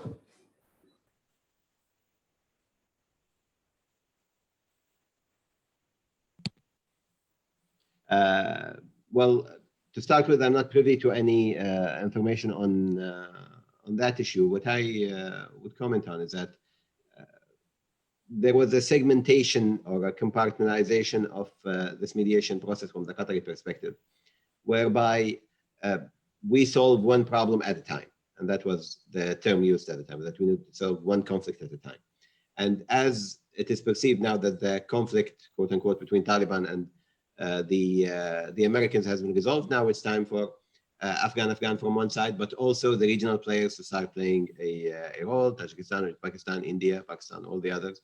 And this is, I think, the outreach that is taking place now, especially that during the last meetings, there was talk of Qatar becoming the official UN-sanctioned mediator, and therefore they would have more leverage in talking with the regional partners. That would include, of course, amongst others, Russia, China, and India. And I think it's important to be all-inclusive in this process. It might not be acceptable to all the players to play a part at the same time, but I think as a mediator, we need to talk to everybody who will be a part of this, because any of the regional players can be a saboteur to any mediation process outcome. Any whether it be Iran, India, China, or Russia, can sabotage the whole process at one point by supporting one party over the other, or by allowing some parties to operate from their land. So we need to have at least a general consensus over the mediation outcome. I think one issue that everybody agrees on is the importance that Afghanistan is not used as a base of operations for any hostile activities towards any other country in the world, and that ISIS should not be allowed to function within the framework or within the context of Afghanistan. Other issues, of course, are the regional players are completely at odds about. Just one final point, which is that I don't want to stress this a third time in the same way. First of all, I don't think that anybody is under the impression that Taliban has just been reformed into a democratic movement. We all know that this is an authoritarian military group that is that bases dogma on very hardline Islamic principles, and that they have not yet accepted the rule of law in the Western sense and the Western style democracy as a system. But these are the powers that are talking at the moment. So I don't think it should be expected from Qatar to simply say to Taliban, either you come with a Western style democracy format or don't come to Qatar. It's a mediation process, so everybody has to talk. The other thing is I do believe that from the under Hamid Karzai, there was some talk with the Afghanistan government over mediation with the Taliban before establishing the office, and at the time the Karzai government refused from the principle to even talk about the issue with Qatar or with any other player. What changed was the American perspective, of course, of allowing talk with Taliban. I think I can leave it there as we are just to give others more time. Dr. Kablan, the role of OIC has largely been missing from the Afghan equation. Can the OIC possibly play a role now, post US withdrawal in Afghanistan? I don't know, actually. If you are absent for so many years, I don't know if you can play a role right now in Afghanistan. But at the end of the day, this is what I would say actually about it. It's not up to Qatar or to the OIC or to any other external player actually to decide on what the Afghani people should be actually be doing in order to decide the sort of future that they want to have. I think it's up to the Afghani parties to decide whether they want to continue with this conflict or to establish peace after 50 years, almost 50 years of conflict. I'm talking about the history of Afghanistan since the toppling of King Zahir Shah in 1974. If Dr. Omar doesn't like Taliban, and I might not also like Taliban, but it's not a matter of liking Taliban or not. I think if you keep looking to Taliban as illegitimate terrorist group, this is a recipe for the continuation of the conflict. I think Taliban, over the past 20 years, whether we like it or not, Dr. Omar, has proved that it's a very important part and parcel of the Afghani society. Taliban does have some sort of support by part of the Afghani people. Otherwise, it wouldn't have lasted for so many years, despite the US presence, despite the conflict with the United States. I think we must come to the conclusion that Taliban, as much as the government of Ashraf Ghani, Abdullah, are all parties of this conflict. They are part of the Afghani society. They have supporters, and they must come to agree on a power sharing formula, on a diplomatic or a political solution to this conflict. Otherwise, if we keep actually denying each other the right to exist and keep looking at each other as a terrorist organization, a terrorist group, or a puppet government, that is not going to end the conflict. And that is where I want to end my intervention here. Thank you very much. Thank you. Lastly to Dr. Sadr, and then we'll open the floor. So since you're sitting in Kabul and you're on the ground, are there any chances for both parties to move towards this inclusive political setup that a lot of people are talking about? The framework of which has to be disclosed, but there's a lot of talk that other political factions in Afghanistan are or have been engaging with the Taliban, and they're willing to work towards some inclusive setup. And of course, President Ghani is creating hurdles. So is there any talk of this in your views? Yeah, thank you. So first of all, let me just make a disclaimer. I'm not government official, and I'm also not in a payroll of government. I'm not interested to join government also. So whatever. Sorry, Omar, can you just raise your volume because we can't hear you properly? Can you hear me now? I hope It's it's better. clear now. Yeah. Okay. Just making a disclaimer. I'm not part of the government, and I'm not government official, and I'm also not in payroll. So whatever I say is on behalf of my personal capacity as an academic. So and what I feel for government and for Afghanistan. I mean, a vision for Afghanistan that we have. Afghanistan is first of all not Taliban, despite the fact that they have been fighting for 20 years. We all know, some of the academics, I think Professor Marwan, you understand that an insurgency cannot sustain until and unless they don't have transnational support, financially, ideologically. No insurgency can last if they are isolated and they are fighting only within the national boundaries. Second, Taliban are not tired of war. Any Islamic jihadist movement, they can wage a war for hundreds of years. Same as with the Taliban, because their causes, establishment of a Khilafah or an Emirate or an Islamic state, whatever you call it. Even don't call it Emirate, as now Taliban do not use this label, but they will continue to fight because Shahada is the ultimate goal. And if you have a group whose only ultimate goal is Shahada and nothing else, they can fight 1,000 years. Third, Taliban ruled, even if they control so many provinces, let's say. What sort of governance they offer to the people? In terms of services, did they do anything? Let's say during 90s, many people flee the country either to Pakistan, Iran, or Europe, or if they could not flee to this country, they established resistance. Of course, I do not deny that there be pockets of geography where Taliban may have support there, either because of their ethnicity or their conservative ideas. That I do not deny.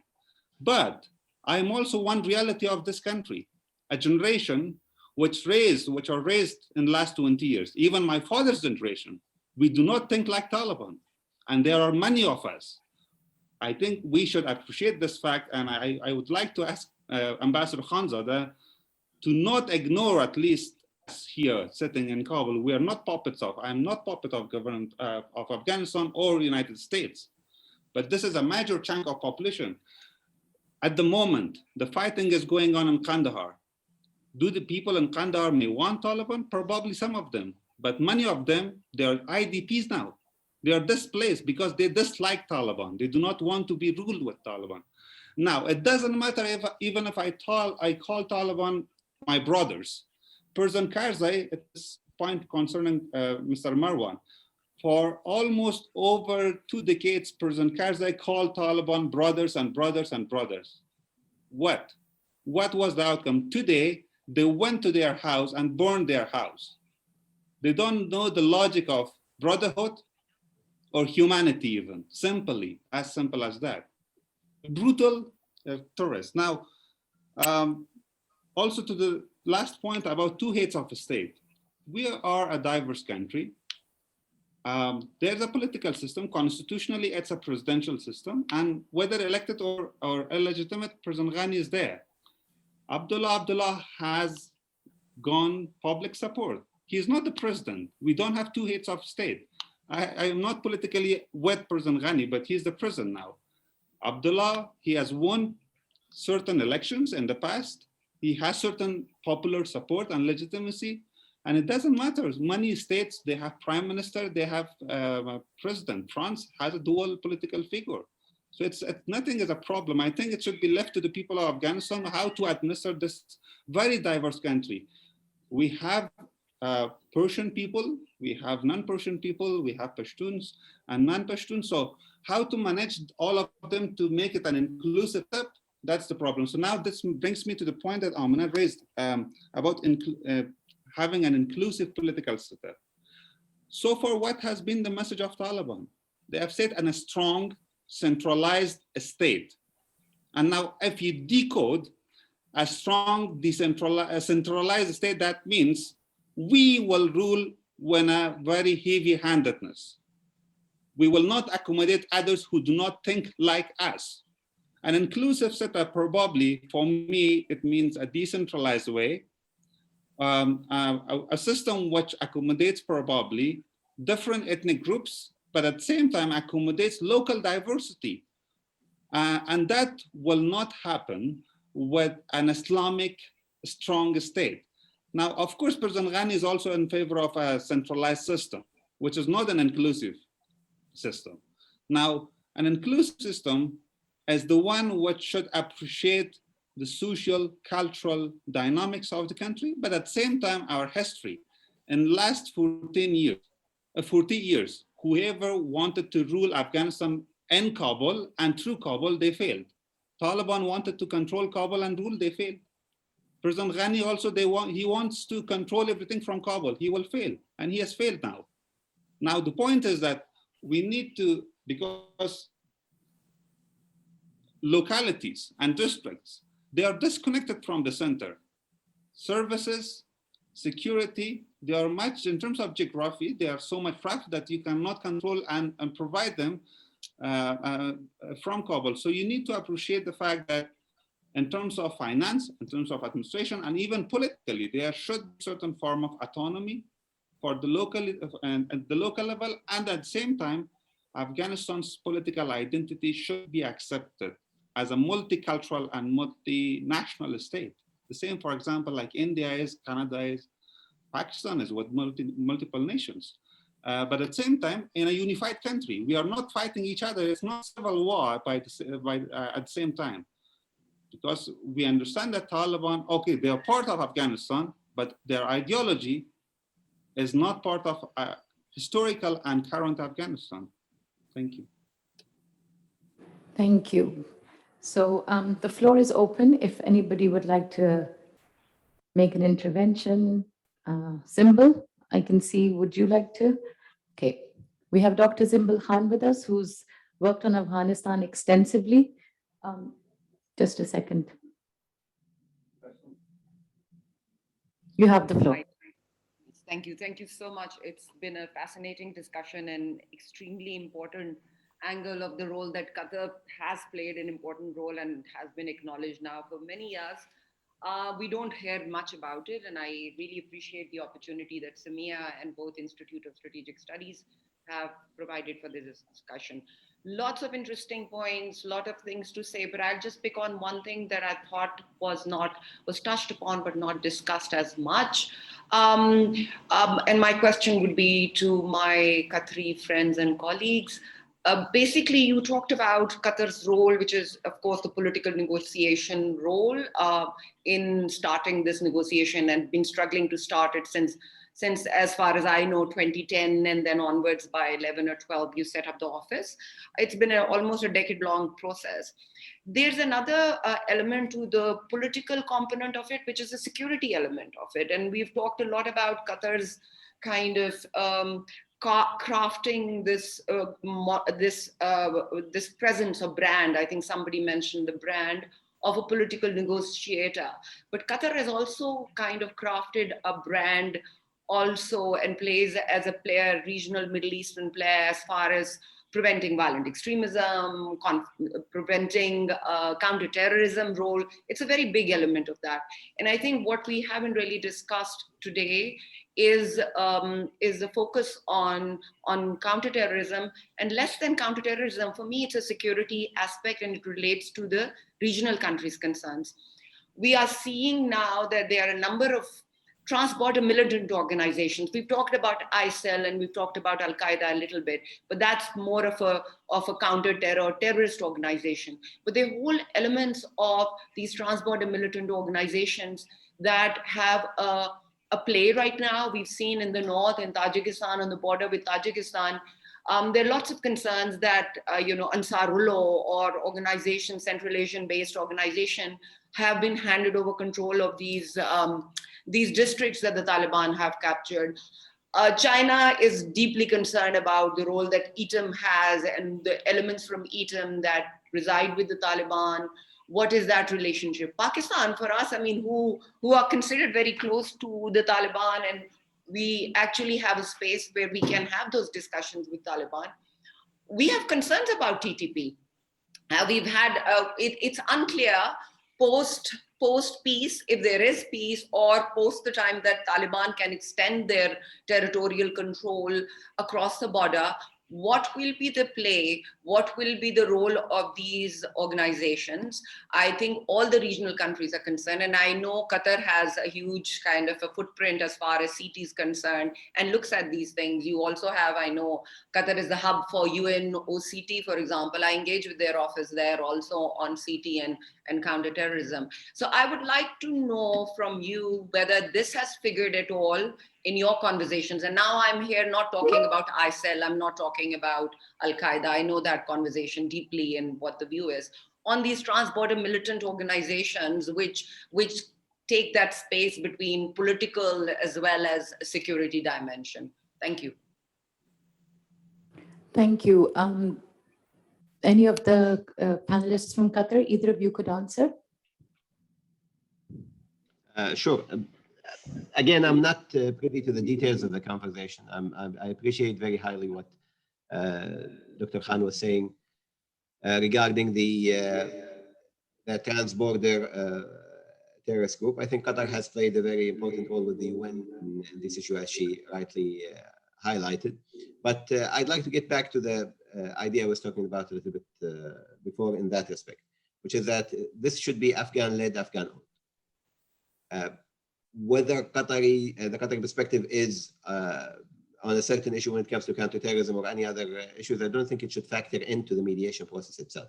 And I think the compartmentalization Qatar has done with this is that not to include discussions of Qatari agenda on the mediation itself, including issues about counterterrorism. The main issue, the main headline that I know was used within the mediation is how Taliban will firmly agree and assure that Afghanistan will not be used, or the lands they have, or their presence in Afghanistan will not result in any militant group using these lands to cross the borders attacks or operations or even logistic support. I think the discussion of how this will take place after there is a clear commitment from the Taliban side and after there is a mechanism to do it, the discussion over this is part of the post-mediation process where Qatar would be, of course, interested in. I know that the hub Dr. Khan mentioned in Qatar has been talking to the Afghani side about helping with counterterrorism training and logistic support in the coming period through the negotiations that have been taking place with the teams here in Doha. Also, I think that when it comes to counterterrorism activities, the main parties concerned are, along with the Americans, the regional powers. And if Qatar becomes an official UN-sanctioned mediator, then maybe this will be part of a process, a mediation process with the regional partners that would include the regional partners.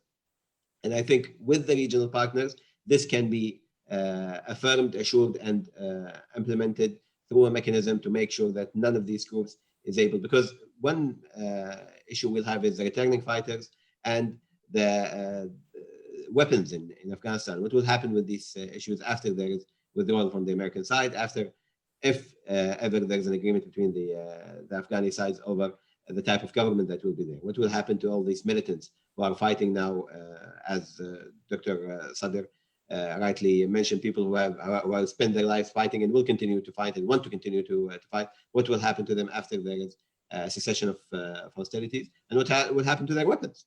That will be people would want to buy, would want to create their own militias, would want to also protect themselves against others.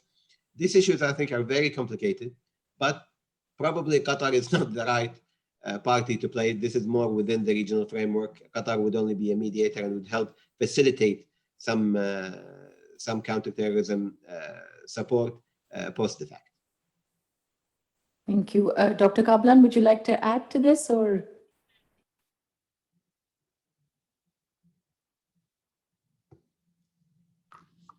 Yeah, thank you. I don't have much actually to add to what Dr. Majid has just said, but early on, I mentioned that one key interest that is driving Qatar's role in mediating in Afghanistan is stability. And I think now, after, especially after the Arab revolutions and the emergence of so many failed states right around us, everybody is appreciating the importance of stability. And everybody is aware actually of the risk of creating a power vacuum and weak states here and there. So I think this is something that is in everybody's mind. And this applies also to Qatar, that it's really important for everybody to agree on a peace formula for Afghanistan, because the continuation of the conflict will only create the sort of power vacuum that we are talking about, and that will allow actually militant groups. This is the most favorite, perhaps, environment for any militant group to see in anywhere. Chaos, anarchy, lack of stability, conflicts, all actually are playing into the hands of this organization. We have seen that in Syria, we have seen that in Iraq, can see it now in Yemen, in Libya, everywhere. So this is why it's really important to establish the sort of government. Of course, I mean, at the end of the day, as Dr. Omar has said, it's up to the Afghani people to decide the sort of government they like to have, whether central government, federal government, but at the end of the day, you have to have a government in place that is taking control, providing security, and providing services for the citizens, and having legitimacy above all.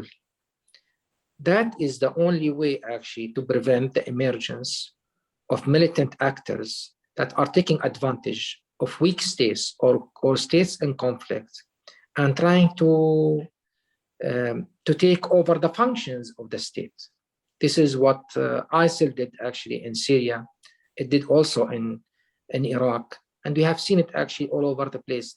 It's really important, if we are talking about the conflict in Afghanistan from a security perspective, to take these things into account and feel like it's our collective interest, not only the interest of the Afghani people, but it's the interest of the region and the interest of the world, not to have organizations such as ISIL, such as Al-Qaeda, such as any transnational militant groups actually that might bring or wreak havoc across the region by trying to establish good governance. This is what should, the people of Afghanistan and the people of the region work towards in order to prevent the sort of instability that everybody is concerned about. Thank you. I think Mr. Nasser, would you like to ask a question?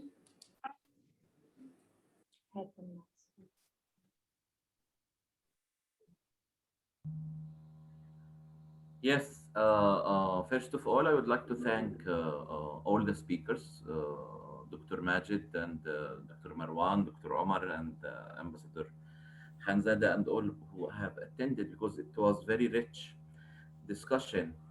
But I would highlight 2 points from both perspectives, and I would like to hear the answers or the understanding from both sides, the Qatari and the Afghani especially, which is the American rule. يعني, we did not discuss much about the American rule. Americans are leaving, the soldiers are leaving. But Americans have been playing roles in Afghanistan and the region through other agents or other countries who are helping America to continuously play a role in the region. And they will be, even if they step out of Afghanistan in one sense or another. From Qatari perspective, being close to the negotiation in the last few years and now the new dialogue between both sides of Afghani government and Taliban. What will be the future American role in Afghanistan? Are they really willing to give up on the Afghan government, and Afghan government has to face Taliban on their own? That's also a question for Dr. Omar. How do you see the situation from Kabul? Will Americans leave? Also politically, they might not help even the Kabul government in the sense of drones or intelligence or other means of support. This is the first aspect.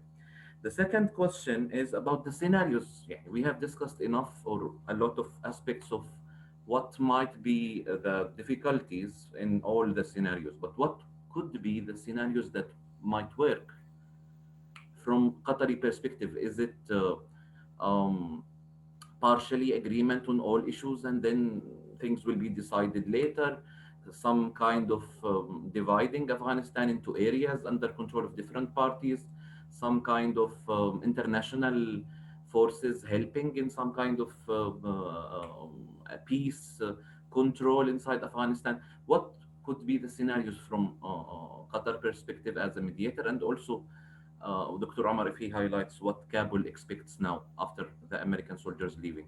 Thank you. Thank you. Let's start with Omar, if you'd like to respond, and then I would like all the other panelists to respond before we wind up the session.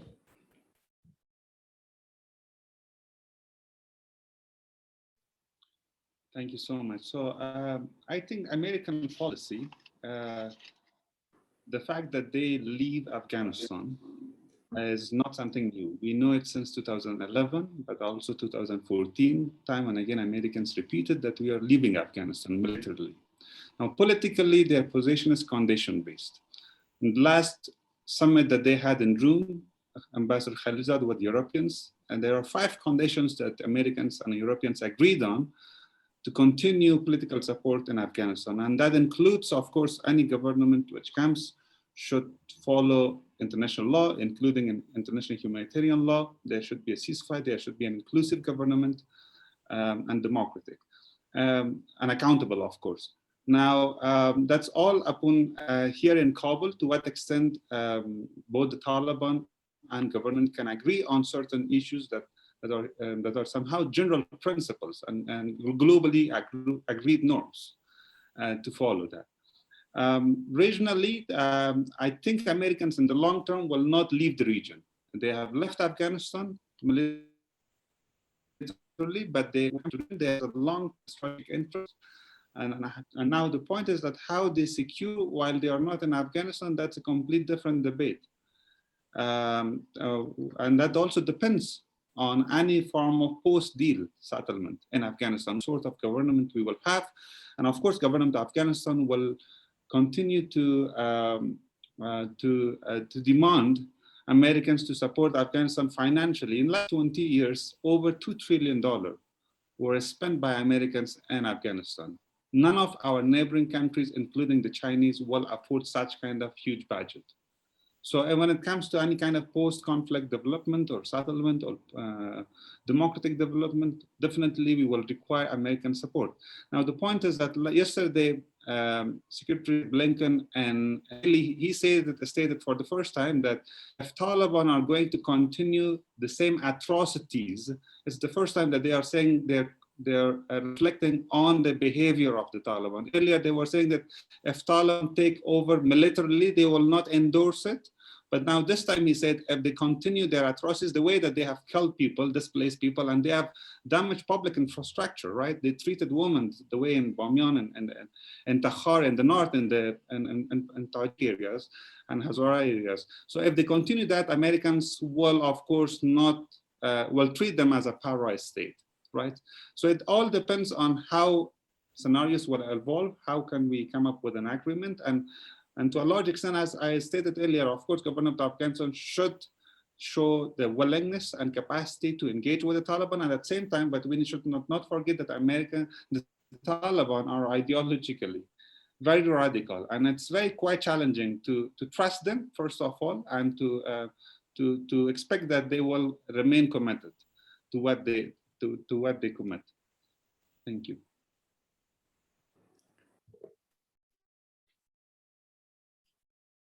Should we start with Ambassador Khanzada, and then we'll go to our Qatari speakers?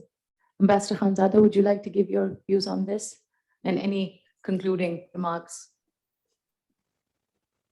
As we rightly said that what assurances have to be taken by the Taliban. Look, Americans, when they came to the negotiating table, they put certain demands to the Taliban. And I believe they said there has to be a ceasefire and there should be, land should not be used against Americans. And I believe that demand was fulfilled by the Taliban. So the perception or so the assurances which Mr. Umar requires, that what Taliban is going to do, and to saying that this is what the Bill Clinton has said, that they'll commit the same kind of atrocity which I've done before. I believe that I'm still positive, and I was thinking positive, that I believe that this time it has been a long time, and that brand of Taliban's, that brand of Mujahideens is no more part of Taliban's. Taliban's are serious and in negotiations, and they are strong militarily, and Americans have understood this. That's why they brought them to the table, and they're also no more interested to get the more people killed in Afghanistan. Now they would like to withdraw, and they have started withdrawing, and majority of the forces have withdrawn. But certainly, on the other stand, they would like to have some kind of supervision, I would say, that how do they react after they withdraw, or control on them, that if they try to go again on the same path, then what would they be doing? They are not, as said, not withdrawing from the region, they're just withdrawing from Afghanistan. And Qatar is not far away from Afghanistan. And they have over 12,000 soldiers in Qatar. So I believe it's a large enough force to act with Taliban if they do not act according to their desire or as they are thinking according. I believe this time, again, be positive that I'm sure that all parties have understood. And as the major partners, those who are watching the game, like reference before, Russia, China, they also do, the presence of American is not very pleasant for them. So I believe they're also very happy, and they're going to play some positive role in forming the government by Taliban's, or some kind of a financial support, some development in that area, and non-supply of military weapons, which has been done by the Americans all the time, and they're not providing them that. That's how probably the Taliban would be forming a government with, but at the same time, as Mr. Omar has said very rightly, there are different ethnic groups, there are different nations. I think everybody wants a piece of cake, but according to its size. But not that if somebody is a very small and would like to have a bigger piece of cake, that will not be given. But I think that should be a policy that is understood by the Taliban. And the other ethnic groups should also understand that they're not going to be part of it. See, if you're talking of the northern people, the majority in Afghanistan is Pashtun speaking. Majority, maybe 58%, maybe 52%, I don't know how much it is. Mr. Dr. Umar would like to say better. But still, wherever there's a majority of the people, same happens in every democratic country. Even they have democratic elections, where in a seat, if a person is won by one vote, is considered to be a leader. So I believe the other ethnic groups should understand that if Talibans are in chair, then they would make the rule, and the rule have to be understood, but it has to be just and equal and digestible by all the ethnic groups. Thank you. Thank you. Dr. Kablan?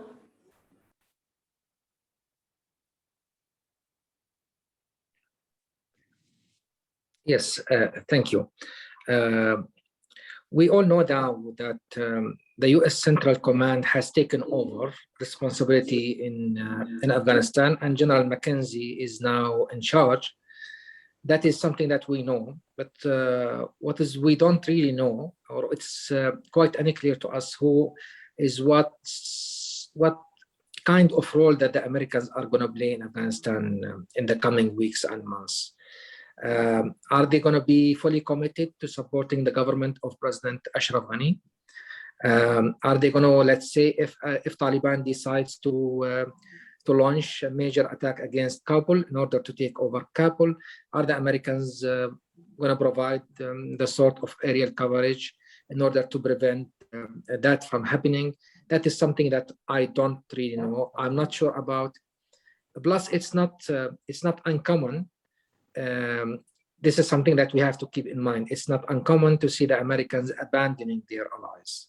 They did that in Vietnam in 1973 when they abandoned their allies in Saigon, and Saigon was actually taken over by the North Vietnamese. I'm not saying that the Americans are going to do this, but it's really, for me and for many others, of course, including people within the United States, are wondering how come that for 20 years the Americans have been very much involved in Afghanistan and leaving the country without being able actually to leave behind them an army that is capable of actually defending the capital. This is something that we all need to talk about. Plus, many would actually wonder that if the Taliban decides to attack Kabul and to carry on with the fighting, will the American be really able to prevent them from total victory? Taking into account that the Americans could not defeat Taliban when they had more than 100,000 US soldiers in Afghanistan, will they now be able actually by, let's say, providing the sort of aerial coverage for the Afghani government, prevent them actually from winning on the ground in Afghanistan? These are questions actually that I'm not able of providing answers right now. So I think the sort of role the Americans are going to play in the future in Afghanistan will become maybe clearer with time. So maybe we just need to wait and see the sort of US reactions to developments on the ground in Afghanistan, in the light also of the reaction of the other regional and international players, since the Americans are leaving by the end of next month. Thank you. Thank you. Dr. Ansari.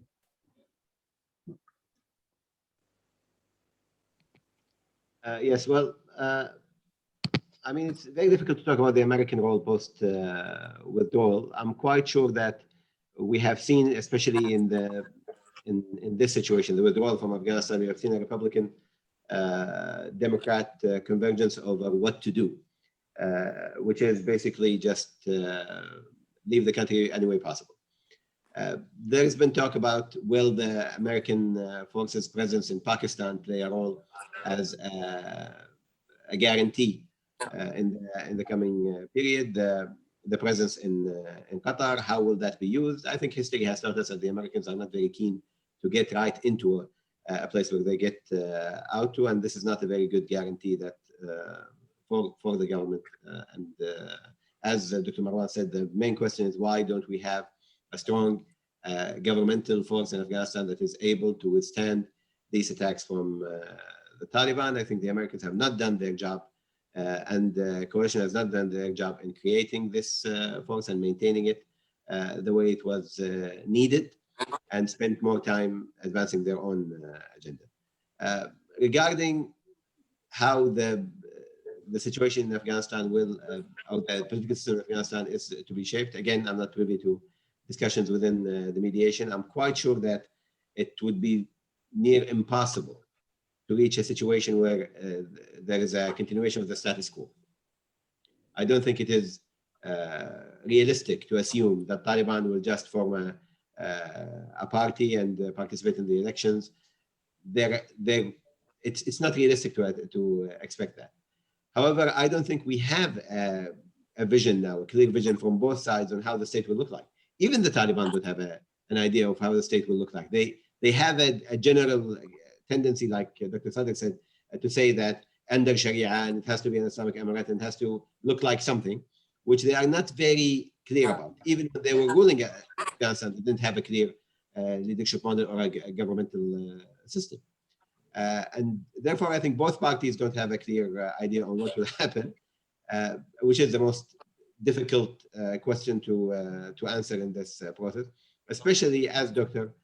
Sadr also mentioned that even within the Afghani government factions, you have different ideas on what the political system should look like between a centralized political system and a more federal political system. But I think the only way to reach a situation where we have at least converging ideas on how the political system will look like is to sit down and talk about it. Right now, yes, the Taliban has been very hardline when it comes to talking about this issue. But recently, at least the information I have, is that recently, whether it's a tactic to make sure that the withdrawal happens or it's a sincere idea, but there's been more leniency towards talking about a political system that is that can be envisioned, that can be put on paper, not only a doctrinized way of political system. To be honest, I'm less optimistic than some of my colleagues on this panel that the situation will be resolved into a political system that looks positive, but one can only hope with that the mediation itself and the fact that there are people talking is the only way forward. Thank you.